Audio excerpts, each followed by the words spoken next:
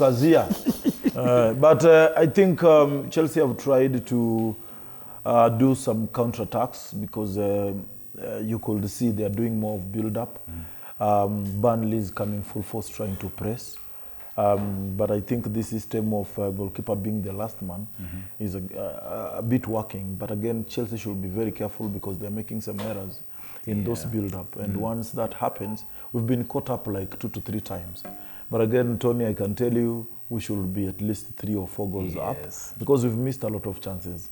And as you've said, Burnley have many players in that midfield. They are really suffocating that midfield.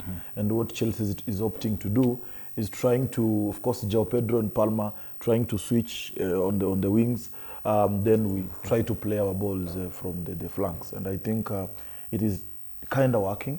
But if we need to win, we have to use those chances because Burnley are also having a good time, especially in set pieces because they've gotten more set pieces than us. Kelong, yourself, 70% possession for Chelsea, 30 for Burnley. But Burnley have had their chances. They look like they're depending on set pieces like Arsenal. Yeah, I think Arsenal yeah, but nice first half. I thought we should have scored more, being 1-0 ahead. But you can see Burnley are trying to suffocate the midfield and trying to press us.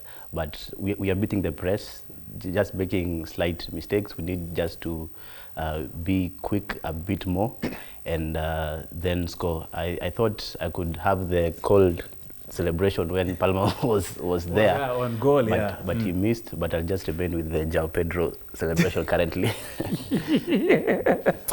Okay, now the floor is open for the others. Okay.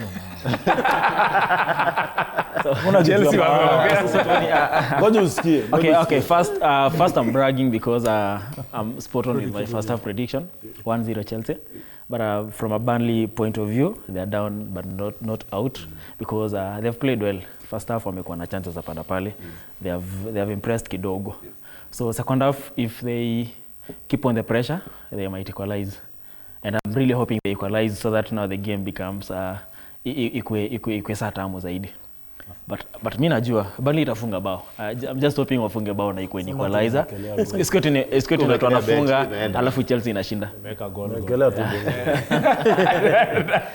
You're hoping. Let me eat my humble pie. Congratulate Chelsea for the first half. Thank you. An amazing game. Thank you. But I think also Burnley, they are really pressing. Despite them their finishing is a bit questionable. But I think also when it comes to Chelsea, they need to stop this small what do we call it, mistakes of za kuendea mtu mbaya because kadi zimekuwa mingi sana. So I think they should avoid that because the game is a copy na red kama tukiangalia vizuri because they have small mistake. But all in all, I think Burnley, they have played well, and I think I'm also thinking coming to second half they might have a goal. No. But at the end of the day, Chelsea will win. Sorry, Madeka. Mimi naona kuna surprise mahali sababu ukiangalia Chelsea mara kama 3 wameingia hapo kwa box, si ndio? Ni vile tu wale strikers wa Burnley hawajatuliza akili vizuri. Nafikiri first half vile wameenda mapumziko, coach bila shaka atawaambia 1 2 3, na bila shaka naona second half kukiwa na surprise fulani. Na bila shaka naona tu kwangu mimi naona draw bado iko. But I think Tony pia Chelsea, one thing I've noticed, hii kurusha ball nyuma sana. Ukiangalia sa Burnley, kurusha ball kwa keeper sana ball na press sana. So they need to be very careful there because keeper anaweza miss any time. Ama ball inaweza kufika. Then iko blanda. But the good thing we are good with it, right? Yeah? We are distributing blanda kidogo. Manchester United wako nyuma yenu na pointi 1 tu pekee. Blanda kidogo tu. Mande utakuwa na lalo ukiwa na Cheki bro. We don't care. Manu sio team ya ku worry about. Aston Villa 0 leads 1 halftime results at Villa Park. Brentford 0, Brighton 2 at halftime. Brentford playing at home.